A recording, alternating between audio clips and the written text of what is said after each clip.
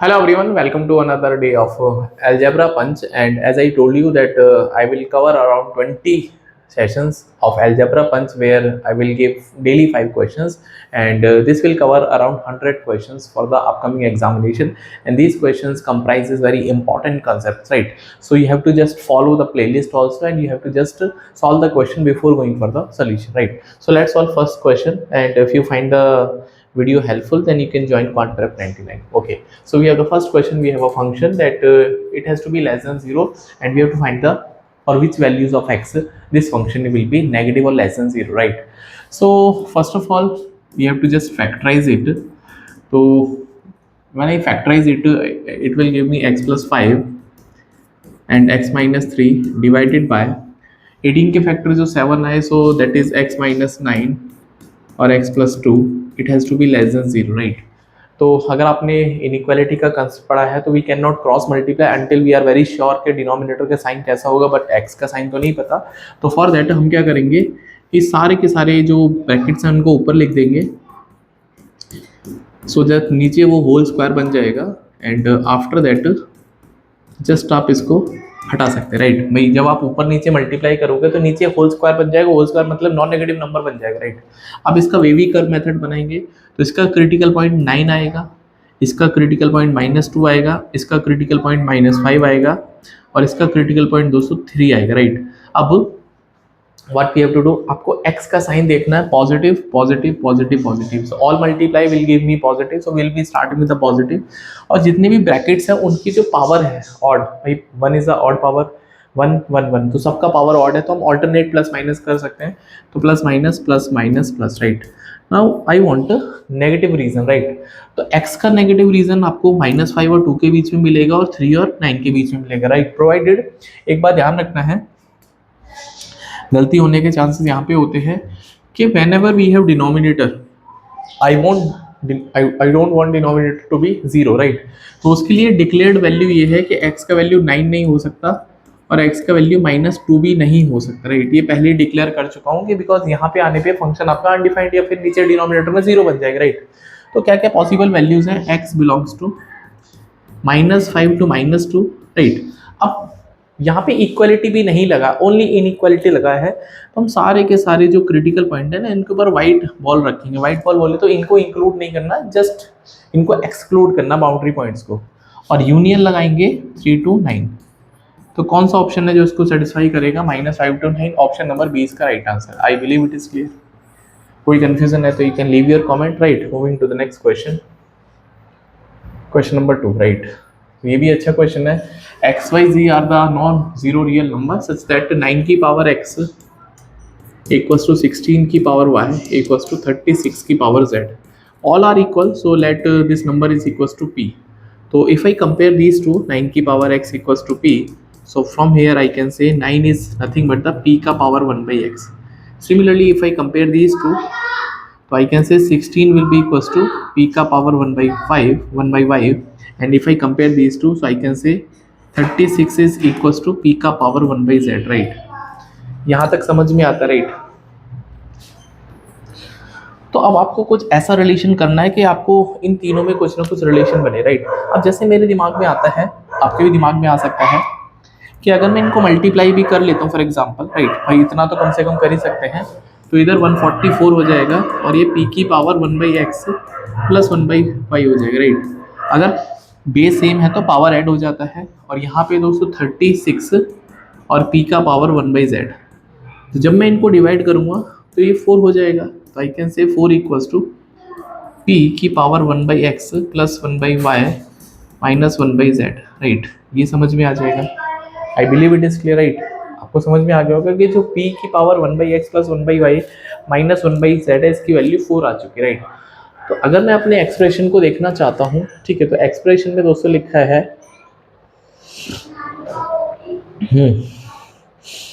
तो एक काम करते हैं, तो यहाँ पे आपको ये वाली वैल्यू xz और upon xy minus yz, but यहाँ से तो मुझे नहीं लग रहा कि आप इस सब चीज़ों को बना पाएंगे, तो फिर हम क्या कर सकते हैं, राइट? तो एक तरीका और है, हालांकि यहाँ से भी हो जाएगा, बट यहाँ से मुझे लग रहा है कि ना थोड़ा सा हम लेंदी मेथड में चले जाएंगे। एक तरीका ये है कि अगर मैं इसको एक तरीका दूसरा जो मेथड नंबर 2 है उसमें क्या है कि हम यहाँ से तो ना लेंदी मेथड हो जाएगा, क्योंकि यहाँ से ये पकड़ना है। अगर आप ये भी पकड़ना चाहेंगे तो देखो, जैसे हम एक काम करते हैं इसमें भी, दोनों ऊपर नीचे हम एक्स वाई जेड से डिवाइड कर लेते हैं। तो एक्स वाई जेड से डिवाइड करने पर एक्स वाई जेड यहाँ पे आ जाएगा और Y Z upon X Y Z, right. तो यहाँ से दोस्तों 5 इंटू 1/y और यहाँ से 1/z और यहाँ से दोस्तों 1/x, ठीक है। तो ये वैल्यू निकाल दो, बट ये वैल्यू भी निकालना, क्योंकि ये तीनों कंबाइंड वैल्यू दे रखी है ना, तो ये थोड़ा सा टीडीएस तो है, राइट। तो अब हम क्या करेंगे, ठीक है।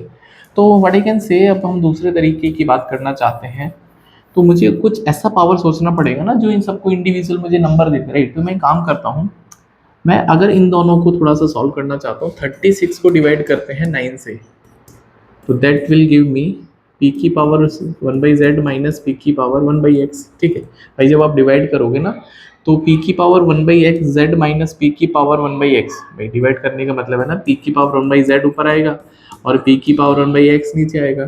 तो 4 इक्वल्स टू p की power 1/z minus 1/x, right. तो यहाँ से और यहाँ से आपको मिलेगा 16, ठीक है। तो यहाँ से जो दूसरा नंबर है वो दोस्तों 16 है, ठीक है। तो यहाँ से अगर मैं इसको 16 को समझूंगा तो 16 इज नथिंग बट p की पावर 1/y। तो 16 आप 4 का स्क्वायर लिख सकते हैं, बिल्कुल लिख सकते हैं सर, ठीक है। तो ये 1/y आ जाएगा।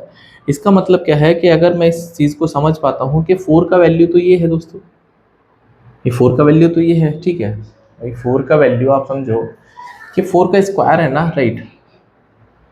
तो 4 इक्वल्स टू, आप इसको ऐसे भी समझ सकते हो कि p की पावर 1/2y, राइट, ठीक है। यहाँ से भी आ गया और ये भी दोस्तों इसके इक्वल होगा p की power 1/z minus 1/x, right. अब आप थोड़ा सा आप इस चीज़ को समझ पाते हैं कि आप देख पा रहे हो ये जो वैल्यूज़ है p की पावर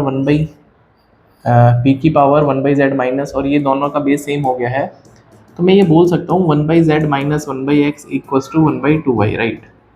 तो यहाँ पे जब मैं इस बात को यहाँ पे पुट करूँगा, तो दिस इज 5 अपॉन 1/, ये जो वैल्यूज़ है ये तो 1/y लिखा है और ये लिखा है दोस्तों इसकी वैल्यू 1/2y।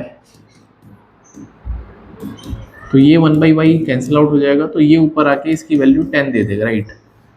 ये 10 आपके पास आंसर आ जाएगा, राइट। आई होप आपको ये मेथड समझ में आ गया होगा। तो ये थोड़ा सा ना कैची होता है कि आपके दिमाग में क्लिक करे तो करे, नहीं तो आपको इसी तरह से थोड़ा सा करना पड़ेगा।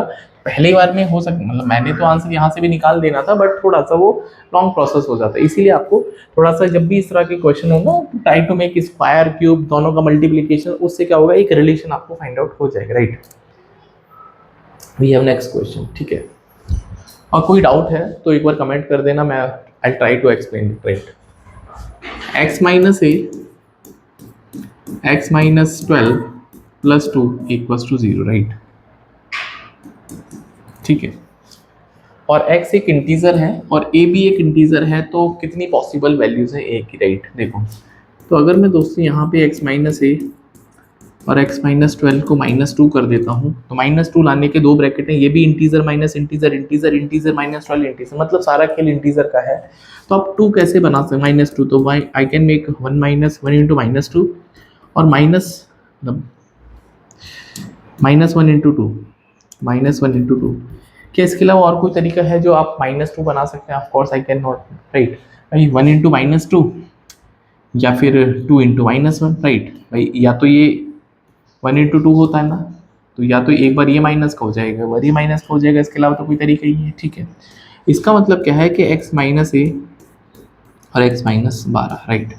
और यहाँ से भी दोस्तों x माइनस ए और x माइनस 12, राइट।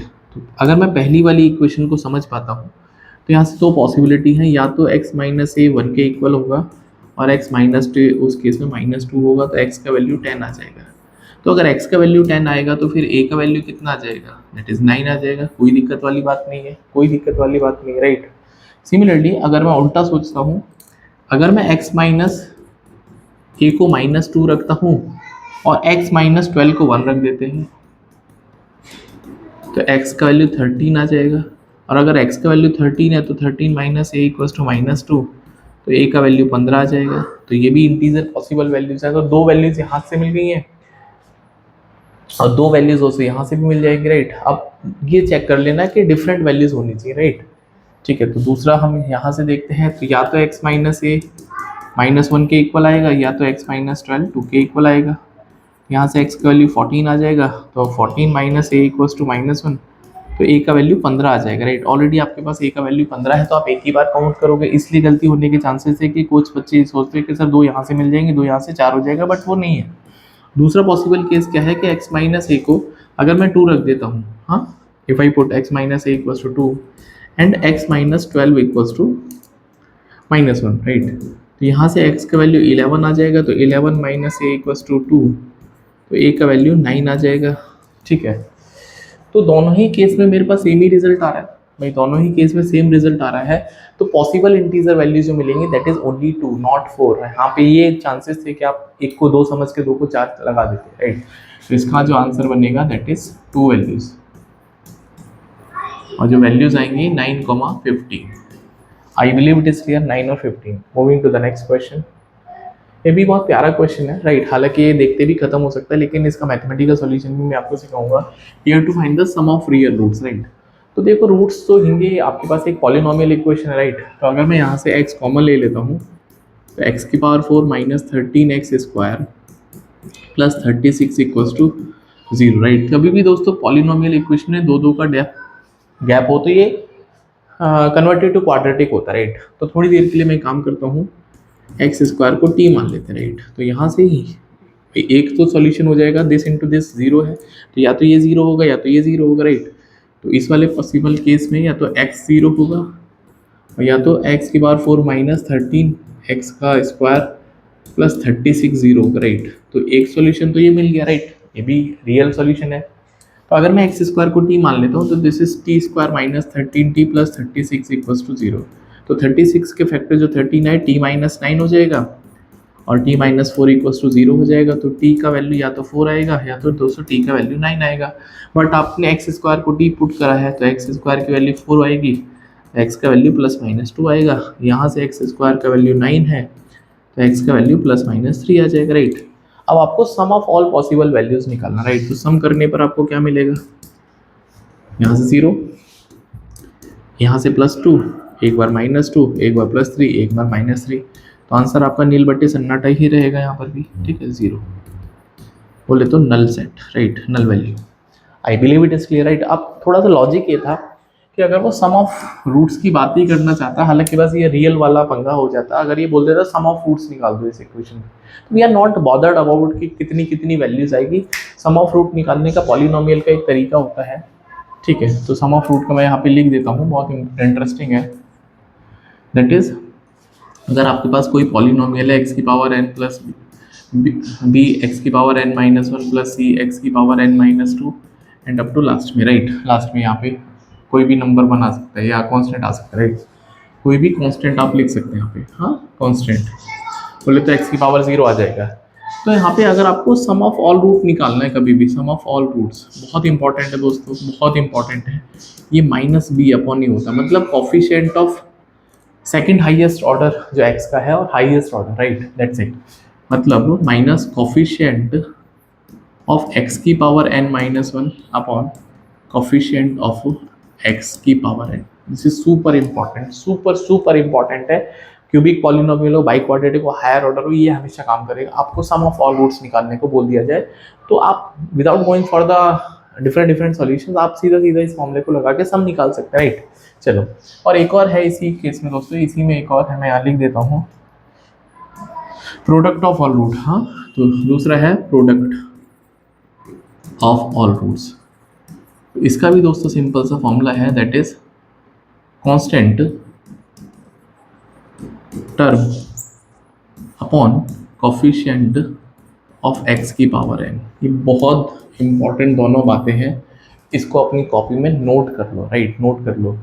तो अगर मुझे ये बात पता थी और अगर ये रियल वर्ड नहीं होता ना, तो मैं इस क्वेश्चन को ऐसे ही बोल सकता कि सम ऑफ जो रूट्स आएंगे माइनस कोफिशिएंट ऑफ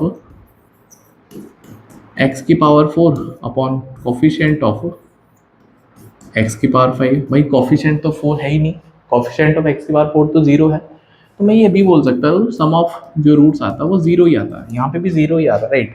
बट ये थोड़ा सा क्लैरिटी होना चाहिए कि रियल रूट सारे होंगे या नहीं होंगे, क्योंकि उसने हमको रियल वर्ड यूज़ किया। अगर ये रियल ना यूज़ करता तो मैं गारंटी यहीं से श्योरिटी कर देता, बट फिर भी हमने, और तुम्हारे सिलेबस में जो रूट्स हैं कैट के एग्जाम में वो रियल रूट्स है, राइट, इमेजिनरी का कोई कहानी नहीं है, तो ये वैसी फर्जी का क्वेश्चन था, राइट। चलिए आगे बढ़ते हैं। We have fifth question of the video, that is last question, right.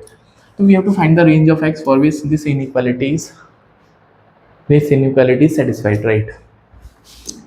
तो 1 अपॉन एक्स माइनस 2, अब डोंट क्रॉस मल्टीप्लाई, आप क्रॉस मल्टीप्लाई नहीं कर सकते, क्यों? क्योंकि एक्स का साइन डिफाइंड नहीं है, यू आर नॉट श्योर कि डिनोमिनेटर पॉजिटिव है या नेगेटिव, राइट।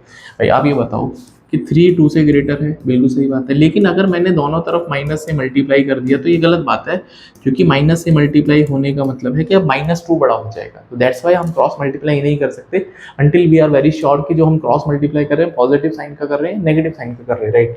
तो इस तरह के क्वेश्चन में आपको हमेशा राइट हैंड साइड में 0 बनाना है, राइट। तो आपको इधर एलसीएम वगैरह ले लेना है, तो ये बनेगा x-2 एलसीएम और ये बनेगा x-3 एलसीएम। तो जब आप x-3 यहाँ पे आ जाएगा, -3 of x-2 greater, so after that हम क्रॉस मल्टीप्लाई नहीं कर सकते because the sign of the denominator is not decided. So हम क्या करेंगे, पहले इसको सॉल्व कर लेते हैं। 6 माइनस 3 ये हो जाएगा दोस्तों, दैट इज 3 और माइनस का 2x, right, upon x-2 and x-3 greater than 0, right. अब हम क्या करेंगे, डिनोमिनेटर्स को हम ऊपर लेके देंगे, so 3 - 2x, x-2 and x-3 greater than 0, right. I want all the product to be positive, right. तो इसका क्रिटिकल पॉइंट बनाएंगे, दैट वुड बी 3/2, ये 2 हो जाएगा, ये 3 हो जाएगा, एंड साइन यहाँ पे x का sign negative positive negative, right. तो नेगेटिव इंटू पॉजिटिव, राइट। तो this will give me negative, सारे ब्रैकेट्स ऑड्स के हैं तो फिर प्लस, फिर माइनस, फिर plus, right. And I want it to be greater than 0, positive region आपको देखना है। हाँ, तो can I include the boundary points? No, because in boundary points को तो मैं वैसे भी नहीं लिख सकता 2 और 3 को, तो ये तो वैसे भी आपने पहले ही डिक्लेयर कर दिया कि 2 और 3 तो हो ही नहीं सकता x, क्यों? क्योंकि नीचे डिनोमिनेटर में 0 बन जाएगा, तो यहाँ तो वाइट बॉल रखेंगे। अब क्योंकि इनइक्वालिटी है ना, इक्वल का साइन ही नहीं है, तो इसको भी वैसे नहीं ले सकते, तो जो फाइनल आंसर बनेगा वो -∞ to 3/2 and union 3 to 9, union only positive region 2 to 3. So hopefully you enjoyed these 5 questions, and you can start following QuantPrep 99 for daily algebra punch, and you can enjoy other content as well. And definitely if you watch the content, you will be finding it useful for the examination, and you can join QuantPrep 99 if you are targeting very good percentile in the examination. See you in the next video, and bye, take care.